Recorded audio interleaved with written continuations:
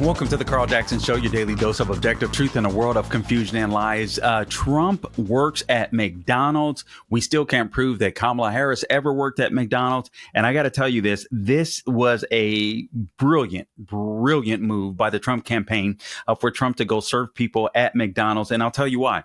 The reasons why are very clear to me. First off, this guy he understands marketing. He understands and he's cool with hanging out with average, everyday Americans. He seems to get average, everyday Americans.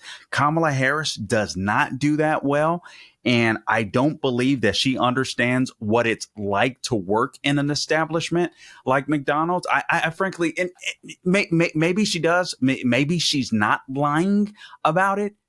Maybe she's not. But I think it was important for Trump to troll her to make the point. Trump was in Pennsylvania. That was a campaign stop. That was absolutely brilliant. Kamala Harris is out of touch with the average everyday American.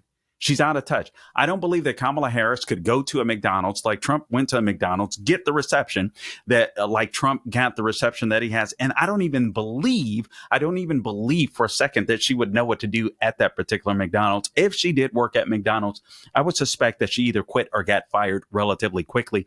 But again, there's no evidence that she did. And maybe she did. Either way, I'm not necessarily sure that I care. I just don't believe it fits. Kamala Harris was raised by Marxists, a Marxist dad, a Marxist mother. She was raised in privileged society. She was raised as Kamala. And why do I say that, Carl? You're being so nasty. You're being racist and blah, blah, blah. No, I'm saying that because Kamala Harris is not who she says she is. This is a lady that was raised in some of the most prestigious parts of California, Berkeley, California, to be specific. This was a lady that was raised in very opulent parts of Canada, Montreal, to be specific. This lady lived a life of luxury, and yet she wants to pretend as if she's down with the average everyday American. Trump in this podcast, here's what we'll go to. There's several things that I'm going to bring up, and we've got Jackson 5 coming up. I've been a little slacking with that. We're going to bring that back. But Trump went to a Pittsburgh Steelers game. You're going to watch the reaction there. Trump got endorsements from NFL greats, Steelers greats, Le'Veon Bell and Antonio Brown. I'm going to tell you why that is more important and bigger than Taylor Swift and Lizzo and Usher all endorsing Kamala Harris. I'm going to tell you why that's more important. But this McDonald's story, people are talking about it because Trump can relate to the average everyday American and Kamala Harris simply cannot. Let's go ahead and roll some video right off the bat. This is Trump at a McDonald's when a couple comes up that are so grateful for President Trump. Again, he's in Pennsylvania. He's in a swing state. Here's their reaction. Video clip number 9, please, Gabe. But I could do this all day. I wouldn't mind this job. I like this job. I think I might come back and do it again. He actually fits. Look at that. Mr. Look at that. How are you? Thank you, Mr. President. Nice to see you. You made it possible for ordinary people like us to meet you. You're not ordinary. I mean, thank you so much You for are not everything you ordinary. do. I can see. We pray for you, and you are the type of person we want to be the president. Thank you very much. Thank you so much. So nice. Thank you very much. Yeah, I took a bullet. That's right. Thank you, Mr. President. When you think about it, I guess that's right. Thank you. Thank you very much. If you're Democrats and you're using AI, you will probably whitewash that guy's face. You don't want people to see that he was actually serving a minority, apparently of Indian descent. But this is Trump. I mean, I got to give, regardless of how you feel about the man, I believe that this guy is the best campaigner politically that I have ever seen. All right. Now, I wasn't familiar with politics. I'm looking back at Reagan, listening to Reagan's speeches. He was magnificent. I really don't know how he campaigned. But as long as I've been in politics, I don't think there's anyone close to President Trump and his ability to be able to campaign and to be able to connect with people. And I believe the reason why he's able to connect with people so well, even though he's a billionaire, it's because the way that he made his money. A lot of people don't understand this, but this is very important. This is why he can go to a place like McDonald's and connect with people. You have to understand, as a builder, as someone that does contract work. I mean, I am a peon, and I've had a janitorial business, landscape business. I'm an absolute peon. But when you're working with contractors, I've worked with contractors. You've got to talk to different people. You get to know different people. You befriend those people because you kind of, you need them for things, but you get to know them. and you get to rely on them, and then you get to trust them. So there's some guys that do different types of work in the field that I'm in. When I have a problem, I call them, and a lot of these guys make way more money than I do, but it doesn't matter, because you have this connection with them. You trust them to do certain things, and vice versa. So Trump became a billionaire with real estate. When it comes to real estate, you're going to deal with tenants. You're going to deal with contractors all the time, contractors of every shade of skin color you can absolutely imagine. And it doesn't matter, because everybody has a certain goal. Everybody has one goal: to get the job done, and to make money from the job.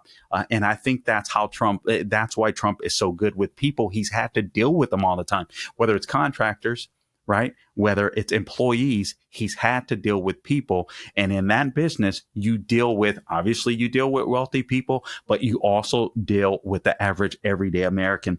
And I think that's why he does so well. Now, here's another video of, I forget, the one that I sent you. I want you to hear this one. I don't know what cut this is, Gabe, but with the Brazilian lady that comes to the drive-thru. Let's go ahead and roll this. This is Trump again, another customer that comes to the drive-thru, and of course this. Listen, guys, we all know this is staged. We all know that Trump isn't going to go back to work at McDonald's. We totally get it. But the point of the matter is, he was trolling Kamala Harris, but he was also, again, establishing. Listen, this is a guy that can be amongst the people. This is a billionaire that can be amongst the people. This is a billionaire that can fight for the people, that wants to understand the people, willing to get his hands dirty. Years ago, Barack Obama, he was upset about Hillary Clinton losing the election to former President Trump, hopefully soon to be President Trump. And one thing he said, if I recall correctly, and I'm paraphrasing, where Hillary Clinton messed up is she didn't go around and shake hands and kiss babies. She avoided the swing states. Trump shakes hands. He kissed babies. He works at McDonald's. He goes to barbershops. We'll play you clips of that as well, all in an effort to stay in touch with the average everyday American. He wants to know what's going to make his base happy. And guys, the base isn't these crazy MAGA. The base is you. The base is the American people. The base is the middle class. The base are the people that still want to get ahead in this economy. The base are still the people that want the American dream. The base are still the people that believe in free speech. The base are still the people that believe in the Constitution. And that's what this guy's fighting for. So I got to give him credit. I don't agree with everything. But I got to tell you, this guy is so much better than Kamala Harris. And I do believe that he will do great things for this country and get us back on the right track. And then it'll be up to us in 2026 and 2028 to carry it on. It'll be up to us to restore our institutions, to, restore Judeo-Christian values in some of our institutions. Obviously, when it comes to our churches as well, to make sure that obviously as a Christian, we want to preach the gospel. But we should also talk about how the gospel should impact people on a practical level outside of the church. So it's going to be up to us, but it is important to elect good leaders. And I do believe that Trump is a much better leader and a good leader that we need for right now for this given time. But it doesn't mean that we can rest on our laurels. Obviously, we got to get him elected. And then once he is elected, Lord willing, we have to hold him accountable. But we have the video of the Brazilian lady coming through the drive-thru gate. Let's go ahead and roll that. A lot of fun here, everybody. Oh my God! Oh my God! Look at all the fake news over there. Hello, everybody. You can take this, And right? you know this is compliments of Trump, okay? Yes, thank you. Okay. Mr. President, Yes. please don't let the United States become Brazil, my native Brazil. We'll keep it Please, good. please. We're going to make it better than ever, okay? Thank you. Thank you. Thank you. It's a pleasure, Mr. Compliments President. of Trump. Yes. Have a good time. Thank you so much. Thank you over there. Have a good Oh my time. God. Have a good time. Hey. Nice to see you. Bye, darling. Have a good time. Thank you. Don't let America become my native Brazil. Remember, Bolsonaro was doing a good job in Brazil, and basically corrupt system. He loses, and it was corruption. They elect this guy that's a straight up communist, just fresh out of prison, and now he's cracking down, a dictator, acting like a dictator in Brazil. Things are not going well. People are struggling there. People are fighting for their lives. It's absolutely amazing, and we don't think that it can happen here in the United States because we've been so blessed. We've been so blessed. We don't think that it could happen here, but it can happen here. And all we have to do is look at history, read history. Don't listen to what politicians say. Look at what they do. Here's Kamala Harris. Kamala Harris, she was asked about whether or not she works at McDonald's. Let's see what she had to say. Video clip number 10, please, Gabe. As my president, do you work at a McDonald's?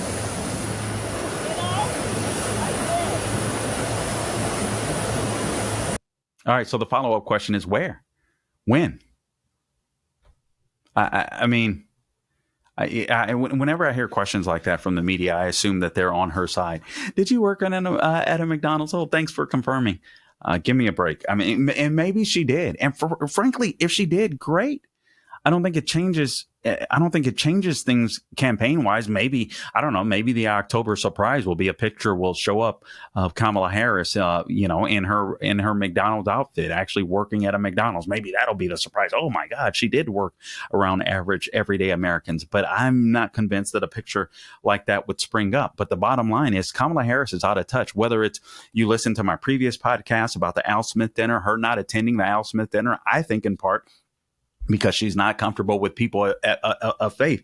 Is it possible that she's not comfortable with people, with the average everyday American? Which brings me to this point, Gabe. I think I forgot to send another video. Maybe I didn't. Maybe it's in the other cut sheet that Tony sent. By the way, you're listening to the Carl Jackson Show, your daily dose of objective truth of the world in a world of confusion and lies. Please make sure you subscribe to the podcast wherever you go to get your podcast: Apple, Google, Spotify, YouTube, and Rumble.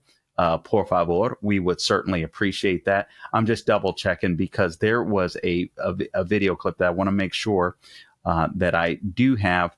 It's I think it's important, and maybe I don't have it. Anyway, I'll just mention it. We won't worry about it. I'll just mention it. I have Gabe already going through 1,000 videos, but at an event last week or over the weekend in Wisconsin, where these students, as a matter of fact, I do. A Christian student speak up after Kamala Harris says, you guys are at the wrong rally. And I'll give you that story. Actually, let me find it now. I'll just at least give you the synopsis in my Jackson 5 that I have not even tackled, but I've been going through this video. I want to make sure that I share this with you, but let me find this. Let me just find the synopsis, the summary, if you will. You know what, Gabe? When you say the word synopsis, it sounds so much. Doesn't it make you sound smarter? I think that's why I say it, because I want people to believe. Never mind. I'm not going to go there. But I don't know why I started saying synopsis, but I do want to share this really quick. What cut is? This is number 4. This is not a video, but I do want to just share off of Carl Jackson 5. This is number 4. So Christian students speak up after Kamala Harris says you guys are at the wrong rally. This is from the New York Post. So you guys may have seen the video. Unfortunately, I didn't get the video ready. So a pair of Christian students trolled by Kamala Harris and mercilessly mocked, according to the New York Post, by the crowd at her rally at the University of Wisconsin La Crosse last week, and says they were, quote, there for the right reasons. Grant Beth and Luke Pulaski, both juniors at the school, they were on Fox and Friends over the weekend, and they shared that they felt, persecuted, akin to Jesus and his early followers, after they shouted such things as "Christ is King" when the Democratic vice president turned presidential candidate started talking about abortion rights. One of them said, "I was pushed by an elderly woman. We were heckled at, we were cursed at, we were mocked, And that's the biggest thing for me personally. Beth said, in reflection on the event, Jesus was mocked, his disciples were mocked, and that's okay. So these were young men that went to this University of Wisconsin La Crosse. And basically what happened, and again, I should have had that video for you. I'm so sorry, but I'm sure that you've seen it by now.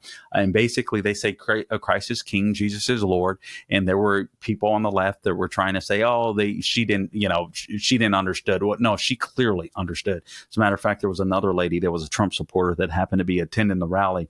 I think approximately 2,500 people there or so that was able to capture it from the back. And you can clearly see that she was reacting to the two young men. Christ is king, Jesus is Lord. And she tells them they're at the wrong rally. J.D. Vance also had a reaction to it because somebody said Christ is king, is Jesus is Lord. And he was like, yes, he is.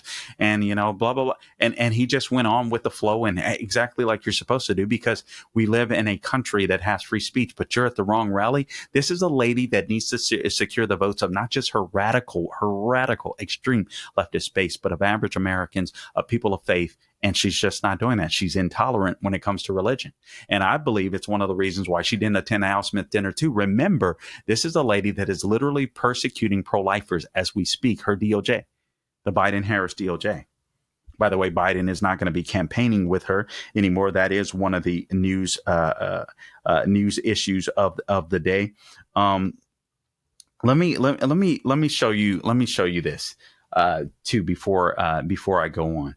This is video clip number 19. This is Trump at a Steelers game. I believe this was yesterday, this past Sunday. So let's play clip number 19. So remember Trump at a McDonald's. All right. You saw the reaction that he got, people lining up for blocks to come and try to see the former president of the United States. Trump sitting there serving people, talking about how he likes it. Now, obviously, the left was going buku crazy over this video simply because they were out there like, oh, he doesn't really work there. Like, no crap, Krimlock. Of course he doesn't work there. We get that. He's a billionaire that made his money off of real estate. Everybody and their mother knows that. But this guy understands what it's like to be amongst regular people. This guy understands what it means to actually campaign, put the work in, do some retail politicking. And I just thought it was a very brilliant move. This is video clip number 19. This is the reception that Trump got at a Steelers game in Pennsylvania. In Pennsylvania, when the crowd realized he was there. Clip number 19, please, Kate. USA. That's a swing state, baby. That's a swing state. 19 electoral points. A must-win state. A must-win state. Definitely a must-win state for Kamala. Must-win state for Trump. This is the reception that he's getting in places like that. Now, I want to show you another clip. This is Trump being endorsed by NFL legends. And I want to speak to this because I'm telling you right now, actually, let's roll the video. This is video clip number 15. And then I'm going to give you my reaction. I'm going to tell you why these endorsements are so much bigger than Taylor Swift, Lizzo, Usher. Carl, how can you say that? Taylor Swift, billionaire, has a gazillion followers on social media. Doesn't matter. I'll explain. Let's play the video clip number 6. Por favor, Gabe. And also, I tell you, if you're a football fan, these guys are good. I guess they're going to the game a little bit later or something. Are you going to the game? Are you going, or are you going to watch it on television? Former NFL stars, Antonio Brown. Oh, he was a good player. He was a good player. And Le'Veon Bell, really good players. And Mike Wallace. Come on up, fellas. Come on up.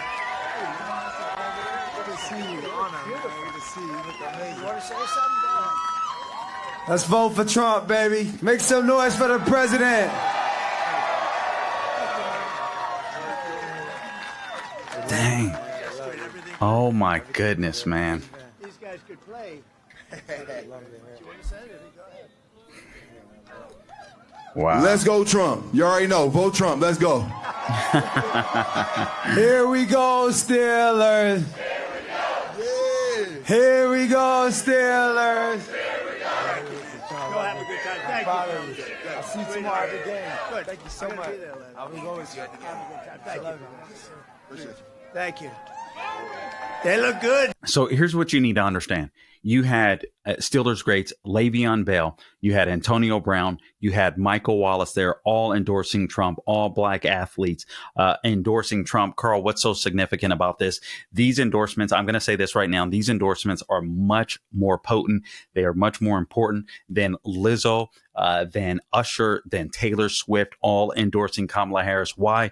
Because these black men are standing up, and I think we are seeing the tides turn. I think we're not seeing, it isn't just about black men that are voting for Trump. I think you're starting to see black men. I think you're starting to see a generational shift. I think you're starting to see a generational shift of blacks that are saying, I'm done with this Democrat Party. Now that we see what their policies are actually about, we're done with this. This stuff isn't helping us. And these gentlemen will give other black gentlemen the inspiration, the emotional, encouragement they need to say, okay, if they can do it, I can do it. This is huge. This is huge. Everybody expects Taylor Swift, Usher, Lizzo. Everybody expects them to vote for Kamala Harris because everybody expects the left to act like the left. And in the entertainment industry, what you don't expect is for black NFL players to say, I'm for Trump. I'm for Trump. And look, let's just be real. These aren't Carltons from, you know what I'm saying? From Fresh Prince of Bel-Air. I'm just being real with you. These are straight up as Obama would pretend to be brothers.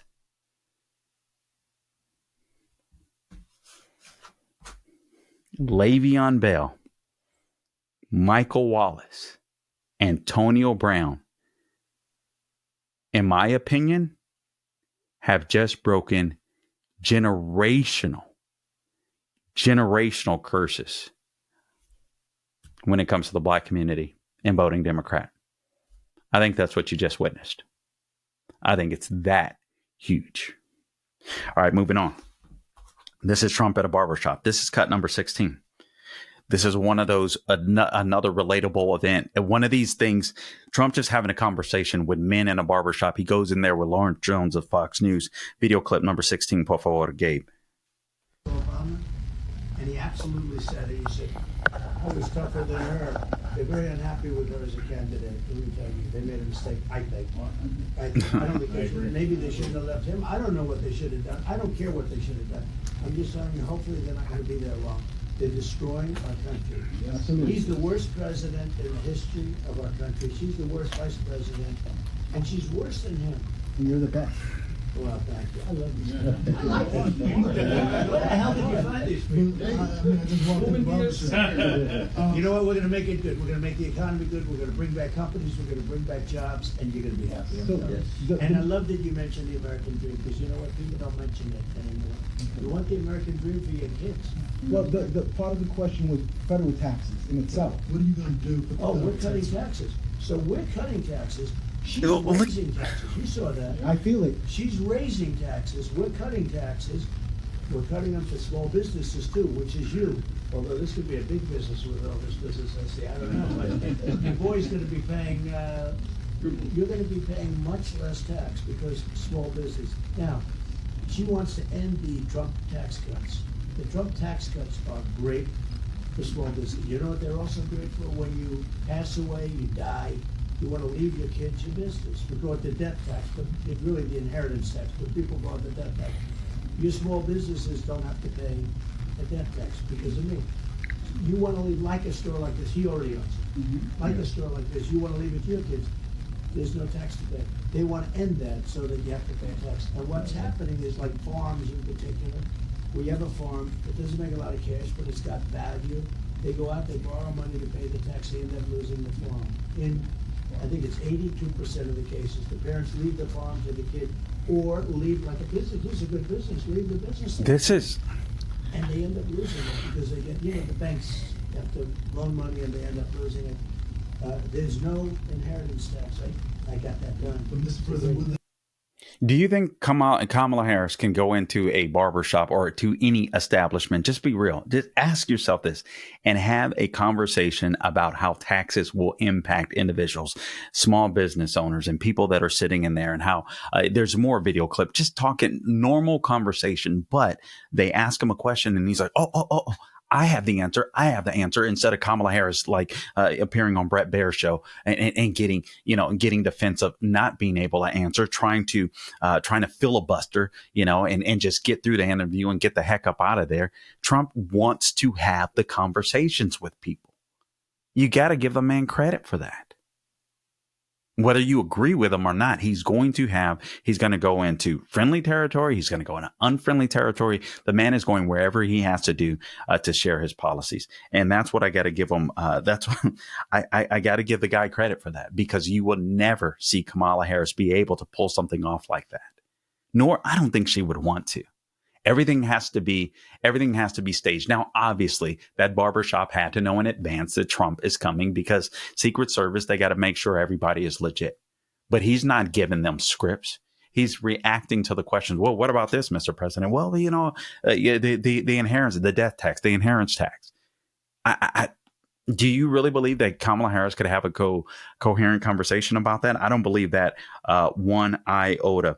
Here's what Governor Josh Shapiro had to say. This is video clip number 11. I want you to understand this.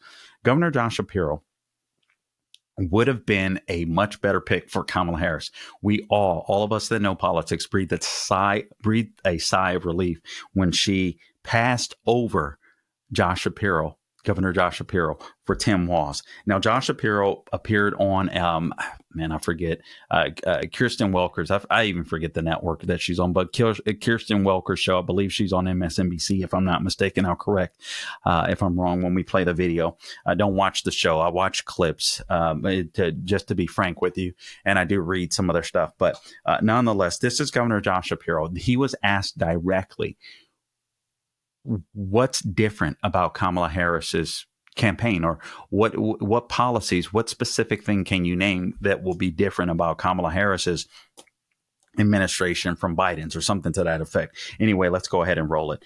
This is video clip number 11. Please, Gabe. Polls do show that more Americans feel as though President Biden's policies have hurt them rather than helped them. So can you name one key policy difference between Vice President Harris and President Biden? How would her administration look different? I've been really encouraged by the amount of energy that Kamala Harris, Vice President Harris, has put into focusing on how she will cut taxes for small businesses. The focus on child care tax credit expansion, that's something I've done here in Pennsylvania. We've seen that work to ease the burden on families. I think a focus on those kinds of things is particularly important, and those are the kinds of things I think Kamala Harris has brought specifically to this race. Those aren't necessarily differences, though. They're an expansion or a tweak to some extent to what's been done. Can you name one policy difference? Well, listen, again, the contrast I am focused on, Kristen, is between her and Donald Trump. So the answer would be no. That would be no. All right? That would be no. No policy differences whatsoever. You can't name them, because they wouldn't be different, except she would be worse, because she's even more incompetent than Joe Biden. And Joe Biden is a dementia patient. And keep in mind, Governor Josh Shapiro, that would have been her best pick for a VP candidate. And frankly, if she loses, and I do believe she's going to lose, that's probably going to be one of the top candidates going forward in 2028 for the Democrat Party. Look out for that guy. Obviously, you have Newsom in California that wants it. But this guy is just really good. Now, I want to show you this video clip real quick. This is Kamala Harris.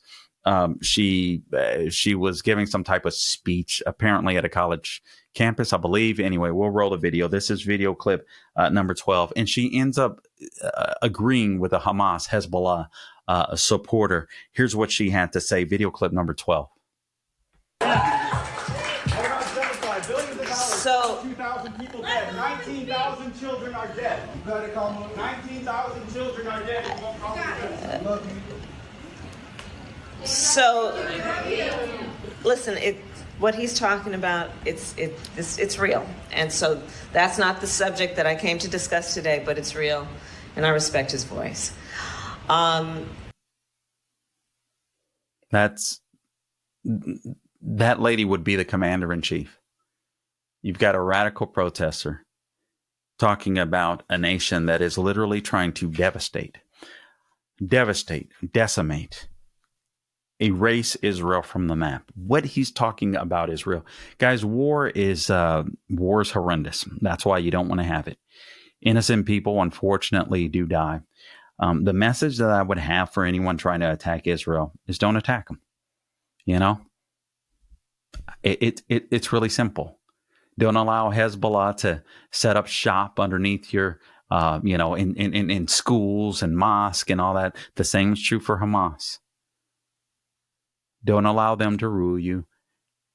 Hoist bombs at Israel and expect them not to defend themselves and expect them not to launch an offensive so that they can make sure that they're never in danger again. Don't start nothing. Won't be nothing. But that's Kamala Harris. She would be in charge of your foreign policy. I'm going to give you just Carl's Jackson 5 here in a sec, but I want to make sure that you understand that today's show is brought to you in part by MyPillow.com. A large retail store canceled a huge order, leaving MyPillow with a ton of extra MyPillows, but it's their loss and your gain. Why do I say that? For the first time ever, you can actually get a standard classic MyPillow for wholesale price. It's just $14.88, but it gets better. For a limited time, they're offering their entire classic collection at wholesale prices. Get queen size MyPillows for just $18.88. You can upgrade to a king for only $1 more. Get the body pillows for $29.88 and multi-use MyPillows for only $9.88. Go to MyPillow.com. Use the promo code Carl. Or call 800-858-0263 to take advantage of wholesale pricing for the first time ever. On top of that, receive free shipping on orders that are over $75. They have never been offered this low before. All right. So there are limited quantities at this price. So the limit is 10. And once they're gone, they are gone. So make sure you give them a call at 800-858-0263 or go to MyPillow.com. Use the promo code Carl, C-A-R-L. And that way you get this standard MyPillow for only $14.88. Again, the lowest price ever. All right. So just real quick, let me give you some headlines because we are watching the collapse of the Kamala Harris campaign. That's what we're seeing. We're watching the collapse. Josh Hammer had a great column today in Daily Signal. Senator Bob Casey, who's running for re-election as a senator in Pennsylvania against, was it Dave McCormick? Nowhere to be seen. Didn't want to be around the recent campaign event that Kamala Harris had in Erie, Pennsylvania. All right. And that's a crucial regional hub that they need to win. Harris tried to pass off the snub as a nothing burger, according to Josh Hammer, suggesting that Casey was doing the more important work of knocking on doors and getting out the vote. But that's a joke. All right. So you have Senator Bob Casey, didn't want to be anywhere near her. You had Senator Sherrod Brown and Senator of Ohio, Senator Tester. They both did the same thing. All right. So there's a recent Marist National General Election poll that shows Donald Trump is up 10 points on Harris with registered independents. And that's why she's currently toxic. They do not want to be seen with Kamala Harris. What does that say about that campaign that was all about the good vibes and all that kind of good stuff? It's over.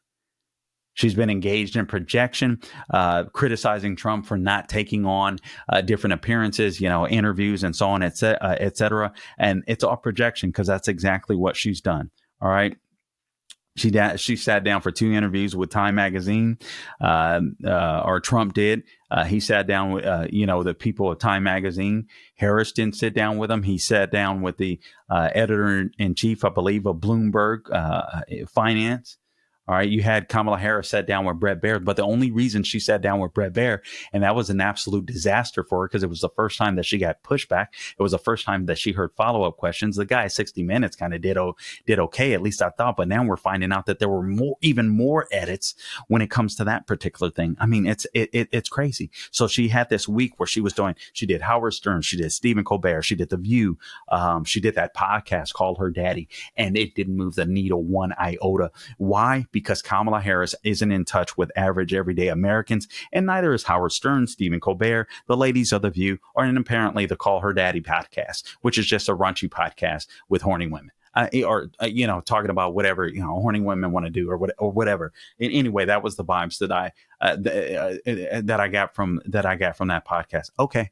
So Kamala Harris is absolutely obsessed about abortion. She's absolutely obsessed with J6. But the bottom line is the people that you saw in the barbershop, the people that you saw at the Steelers stadium yelling USA, they're concerned about the economy. They're concerned about immigration. They're concerned about inflation. They're concerned about crime. They're not concerned about J6, and I think fewer and fewer people, or I think all the women that they're going to win on abortion, they've won on abortion. So it is a matter of turnout, and I don't believe that Kamala Harris is going to be doing Joe Rogan because she was just a disaster. She was an absolute, complete, and utter disaster in that interview with Brett Baer. I believe that ultimately it was a bad idea, and Josh Hammer writes about this too. It was a bad idea for the Democrat Party to dump Joe Biden for Kamala Harris. Now, Joe Biden was a disaster, and I do believe that Joe Biden would have lost. But I suspect that on election day, and Lord willing, the election will be over, that the left is going to regret ever having allowed Kamala Harris to be elevated to that position without having any type of primary, or not kicking Joe Biden to the curb or forcing him out earlier so that there could have been a primary. The lady is an absolute disaster. Just consider, I want you to listen to this. Hezbollah sends explosive drone to Netanyahu's house. Now, they're our only ally in the Middle East.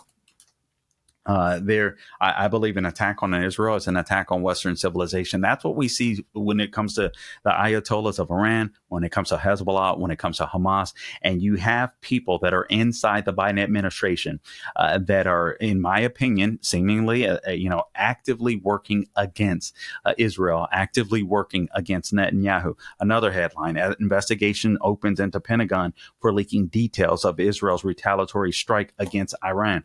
I mean, this is absolutely insane stuff. This is bat crazy, but this is what you're experiencing, or this is what Israel is experiencing. And this is stuff that I think, frankly, we should be concerned about, because if Kamala Harris doesn't believe in Western values, I mean, we're sunk. Here's a little more of the summary. This from the Times of Israel. President Biden practically begged Israel to share their war plans with him. This, according to the Times of Israel, an alleged leak Pentagon documents detailing Israeli preparations for an attack on Iran in response to Tehran's October 1st missile attack has caused unease in the United States and Israel. According to a report Saturday, the two files were published by a pro-Iran Telegram account. The Middle East Spectator, quote unquote, is what it's called, which claimed they were sent by a source in the Pentagon and detailed U.S. observations of measures taken by the Israeli Air Force on October 15th and 16th in lead up to an attack. Who leaked this? We can only speculate, right? Was it somebody that cracked the system? Did somebody leak it? We can only speculate. But would any of us be surprised if the Biden-Harris administration, since they've been so nasty towards Netanyahu and Israel, am I calling for a ceasefire? Are they calling for a ceasefire in Ukraine? I mean, just absolutely insane. Here's another headline.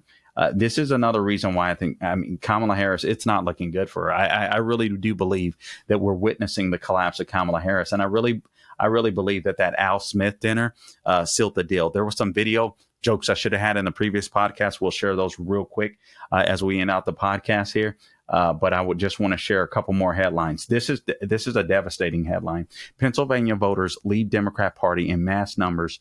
Registration is down 103%. So although Pennsylvania, now let me please, if you're listening to this podcast, please do not sit home. Please do not allow yourself to sit home and say, oh, Trump is doing fine. The polls are looking good. Polls aren't votes. It's just when people are contacted, these are what the polls are saying. Polls don't mean anything if you don't show up and vote. So please show up and vote and take a friend with you. Although Pennsylvania still has more registered Democrats than any other party, the number of voters leaving the party has greatly increased. That's according to Newsweek, with nearly twice as many as last year switching to other parties, including the GOP. According to the state-released voting data, the Keystone State's 19 electoral votes, more than any other swing state, could determine the outcome of the election. Trump narrowly won Pennsylvania in 2016 against Hillary Clinton, while President Joe Biden flipped it in 2020. The data reports a notable shift in party registrations, showing that Pennsylvania's Democratic Party has experienced a 103% increase in members leaving the party this year compared with last year. Dang. Maybe that's why you see the chance for Trump. Maybe that's why you see Le'Veon Bell and Michael,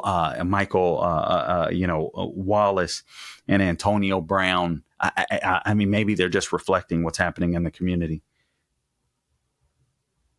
The Butler assassination attempt was absolutely preventable. That's what the House panel came up with. I mean, just total incompetence. But we knew that. I'll go into greater detail tomorrow on that. But we absolutely knew that. Pray for America. Pray for former President Trump. I think, I am praying to God, and I'm just being real, that he makes it to the finish line. If he does, I believe that he'll win. I really do believe that. I believe that Kamala Harris's campaign is falling apart. I believe it has fallen apart. I believe it's. I believe that. My opinion is that the culmination of Brett Baer's interview, where the wheels just completely fell off. She got no traction again from Stephen Colbert, Howard Stern, The View, Call Her Daddy podcast. She got no traction, so she was desperate. Had to do Brett Baer. No traction there. As a matter of fact, she hurt herself because people realized all these lefties trying to call Brett Baer rude. He was rude for what? Asking follow-up questions, for doing the job the mainstream media would not do. And then you got the Al Smith dinner. Let me just close with a few more jokes. These were some of the best jokes, and I didn't share them in my previous podcast, which makes me want to punch myself in the head. But I just want to close out with them because I really believe this was an opportunity for people to see Kamala Harris in a different light, to laugh at some of her jokes. But I don't think she can be funny. I think she's mean. I think she's nasty. And again, I don't think she's comfortable with people of faith. I don't believe it. Video clip number 5.3, please, Gabe.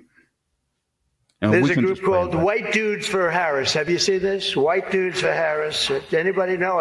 Are some of you here? White Dudes for Harris doesn't sound like it. But I'm not worried about them at all because their wives and their wives' lovers are all voting for me. Every one of those people is voting. Look at Jim Gaffigan sitting there laughing. Let's play 5.2.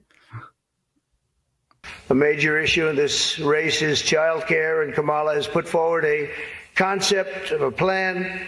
A lot of people don't like it. The only piece of advice I would have for her in the event that she wins would be not to let her husband, Doug, anywhere near the nannies. Just keep them away. That's a nasty one. That's nasty.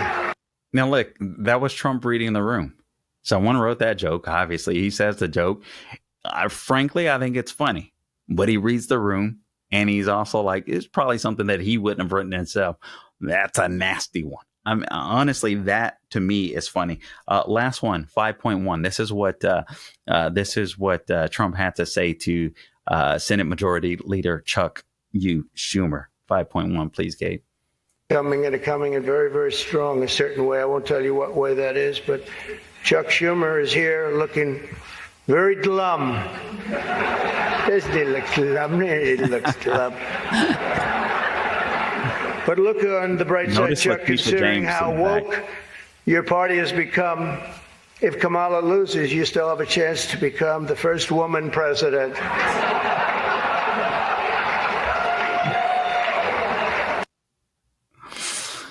Oh, man. Guys, listen, I appreciate you tuning in to this edition of the Carl Jackson Show podcast. I think she ended her campaign that night. I really do. Until the next time, do not grow weary doing good. God bless you.